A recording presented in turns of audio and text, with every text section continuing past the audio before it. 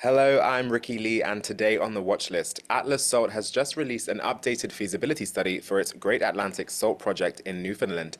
Here to discuss this news with me today, I'm joined by Nolan Peterson, CEO of Atlas Salt. Nolan, welcome to the watch list.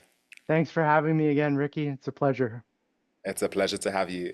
Now, Nolan, you've just announced an updated feasibility study for the Great Atlantic Salt project in Newfoundland. Can you share some of the highlights with us?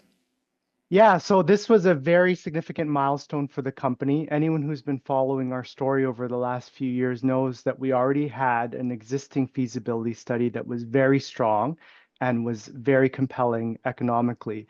So over the last 6 months or so, most of the time since I've been on the job, which I started back in June, we've been working on an updated study which has shown significantly enhanced economics. Now, this is something that we always knew was in the tank on this project, and we just had to reach out and work and grab it.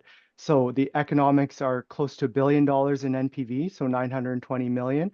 The IRR is significantly improved, and more importantly, for investors in a project like this, the cash flows are significantly improved, over almost 50% or sorry, 60% superior to the original projections.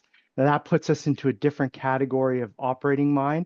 And more specifically, and for investors, as we start thinking about the future, is that it gives much more financing certainty to this project and de-risks it as well. So a whole slew of advantages and reasons for doing this UFS, and that have been come out and been validated by doing it as well. Amazing. And so, what do these advantages mean for the project, and what are the next steps going forward for Atlas Salt? Yeah, so with any type of project, you have to think about the risks that are involved in it. And as anyone who knows our story knows as well, that we have an environmental assessment. We're ready to construct right now. We have permits that would allow us to start construction. So what we've been working on is putting together the financing package, right?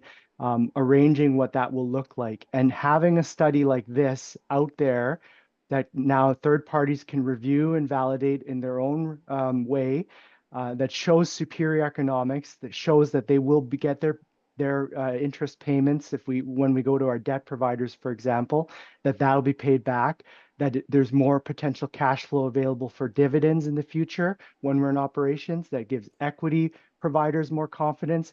It's just at the end of the day, this project is now more valuable than it was yesterday in the market, and the market will understand that, and we'll be messaging the story and making sure that people are aware of that as well. Amazing. Well, thank you so much for your time today, Nolan. That was Nolan Peterson, CEO of Atlas Salt. It's a pleasure to have you with us. For more on the company's Great Atlantic Salt project and its latest feasibility results, visit atlassalt.com. And as always, visit the billboards on stockhouse.com to have your say. That's all for this episode of The Watch List. I'm Ricky Lee. Make good choices today.